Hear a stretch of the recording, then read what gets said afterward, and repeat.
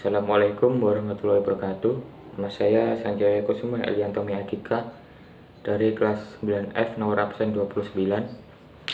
Di sini saya akan mempresentasikan PPKN bab 3A tentang hakikat dan teori kedaulatan. Pengertian kedaulatan. Kata kedaulatan berasal dari bahasa Arab, yaitu daulah, yang artinya kekuasaan tertinggi.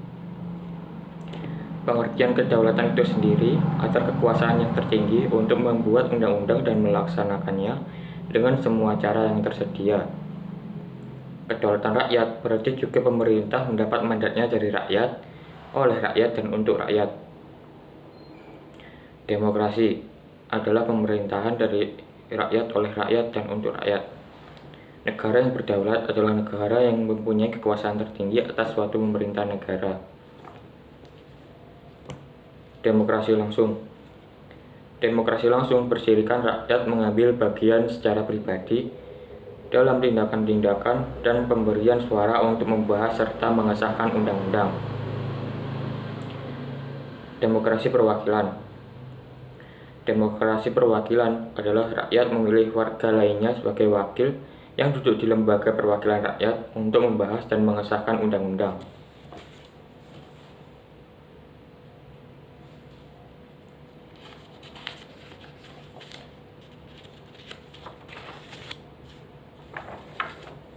Menurut John Bodin, kedaulatan adalah kekuasaan tertinggi untuk menentukan hukum dalam suatu negara. Kedaulatan memiliki 4 sifat pokok, yaitu A. Asli, artinya kekuasaan tidak berasal dari kekuasaan lain yang lebih tinggi. B. Permanen, artinya kekuasaan itu tetap ada sepanjang negara tetap berdiri walaupun pemerintah sudah berganti. C. Tunggal, artinya kekuasaan itu merupakan satu-satunya dalam negara dan tidak dibagikan kepada badan lainnya. Serta D. Tidak terbatas, artinya kekuasaan itu tidak dibatasi oleh kekuasaan lain.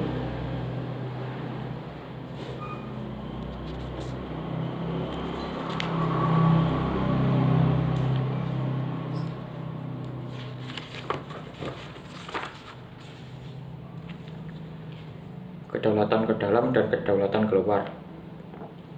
Yang pertama, kedaulatan ke dalam memiliki arti bahwa bangsa yang merdeka memiliki kekuasaan untuk menyusun dan mengatur organisasi pemerintahan sendiri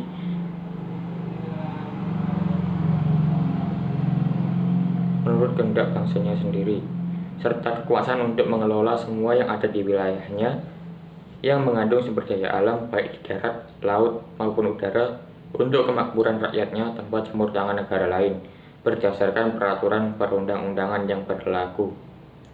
Yang kedua, kedaulatan keluar memiliki arti mempunyai kekuasaan untuk berhubungan dan bekerja sama dengan bangsa lain tanpa terikat oleh kekuasaan lain. Contohnya ialah menyatakan perang atau perdamaian, ikut serta dalam organisasi internasional, dan sebagainya.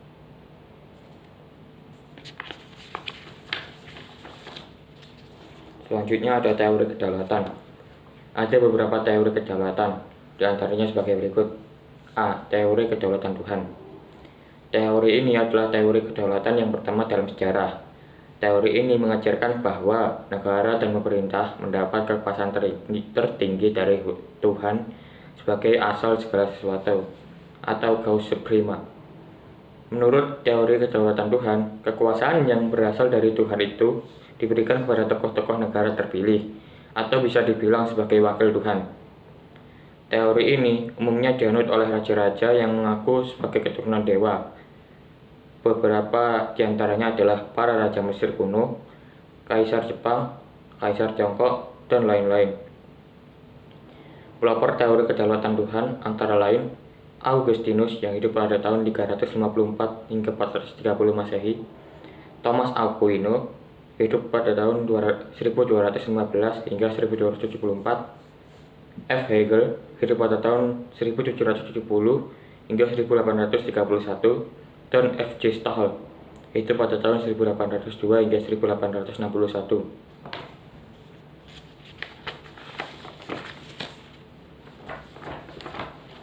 B. Teori kedaulatan raja. Pada abad pertengahan, teori kedaulatan Tuhan berkembang menjadi teori kedaulatan raja yang menganggap bahwa raja bertanggung jawab terhadap dirinya sendiri. Kekuasaan raja berada di atas konstitusi. Seorang raja bahkan tidak perlu menaati hukum moral agama. Justru karena statusnya sebagai representasi atau wakil Tuhan di dunia, maka pada saat itu kekuasaan raja berupa tirani bagi rakyatnya. Peletak dasar utama teori ini adalah Niccolò Machiavelli, hidup pada tahun 1467 hingga 1527. Melalui karyanya Two Principles, ia mengajarkan bahwa negara harus dipimpin oleh seorang raja yang memiliki kekuasaan mutlak. Di Inggris, teori ini dikembangkan oleh Thomas Hobbes yang hidup pada tahun 1588 hingga 1679, yang mengajarkan bahwa kekuasaan mutlak seorang raja justru diperlukan untuk mengatur negara dan menghindari homo homini lupus. Teori kedaulatan raja beranggapan bahwa kekuasaan tertinggi terletak di tangan raja sebagai penjelmaan kehendak Tuhan yang menyebabkan raja berkuasa dengan sewenang-wenang, dan salah satu contohnya adalah Raja Louis ke-14 dari Prancis dengan sombongnya berkata, "That is moi," atau bahasa Indonesianya adalah negara adalah saya.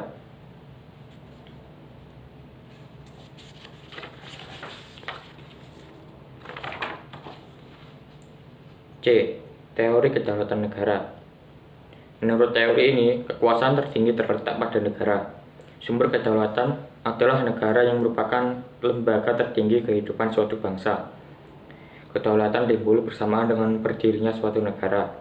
Hukum konstitusi lahir menurut kehendak negara dan diabdikan kepada kepentingan negara. Para penganut teori ini melaksanakan pemerintahan tirani.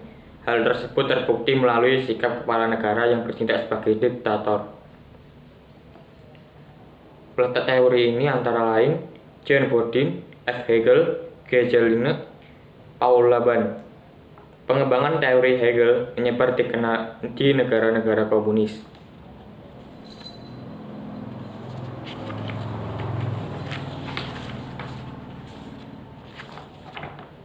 D. Teori kedaulatan hukum. Berdasarkan teori ini, kekuasaan pemerintah berasal dari hukum yang berlaku.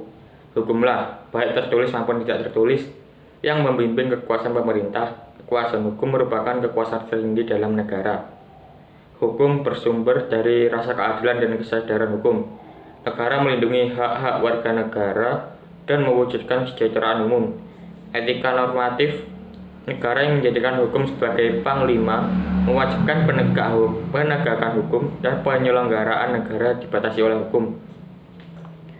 Pelopor teori kedaulatan hukum di antaranya Hugo de Groot, Crabbe, Immanuel Kant, dan Leon Degroote.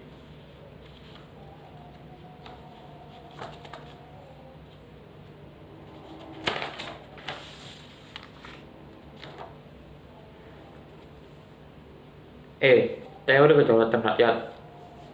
Teori ini beranggapan bahwa rakyat merupakan kesatuan yang dibentuk oleh suatu perjanjian masyarakat. Kemudian, sebagai pemegang kekuasaan tertinggi, rakyat memberikan sebagian kekuasaannya kepada penguasa yang dipilih oleh rakyat, dan penguasa tersebut harus melindungi hak-hak rakyat. Beberapa pandangan pelopor teori kedaulatan rakyat diantaranya sebagai berikut. A. Gigi Rousseau menyatakan bahwa kedaulatan itu merupakan perwujudan kehendak umum dari suatu bangsa merdeka yang mengadakan perjanjian masyarakat atau social contract. B. Johannes Aldosius menyatakan bahwa setiap susunan pergaulan hidup manusia terjadi dari perjanjian masyarakat yang tunduk kepada kekuasaan dan memegang kekuasaan itu dipilih oleh rakyat. C. John Locke menyatakan bahwa kekuasaan negara berasal dari rakyat, bukan dari raja. Menurutnya, perjanjian masyarakat menghasilkan penyerahan hak-hak rakyat kepada pemerintah, dan pemerintah mengembalikan hak dan kewajiban asasi kepada rakyat melalui peraturan perundang-undangan. John Locke menyimpulkan bahwa terbentuknya negara melalui A. Pactum unions, perjanjian antara individu untuk membentuk negara, dan B. Pactum subjections, atau perjanjian antara individu dan wadah atau negara untuk memberi kewenangan atau mandat kepada negara berdasarkan Undang-Undang Dasar. D. Montesquieu, seorang ahli Prancis, berpendapat bahwa pembagian kekuasaan dibagi menjadi 3 supaya tidak berpusat pada satu orang, yaitu yang pertama, kekuasaan legislatif. Kekuasaan legislatif adalah kekuasaan untuk membuat peraturan perundang-undangan dalam suatu negara. Kekuasaan eksekutif, yakni kekuasaan untuk melaksanakan peraturan perundang-undangan yang berlaku atau biasa disebut menjalankan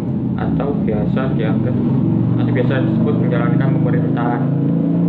Kekuasaan yudikatif, yakni kekuasaan untuk menegakkan peraturan perundang-undangan yang berlaku apabila terjadi pelanggaran atau kekuasaan atau biasa disebut kekuasaan kehakiman. Terima kasih. Wassalamualaikum warahmatullahi wabarakatuh.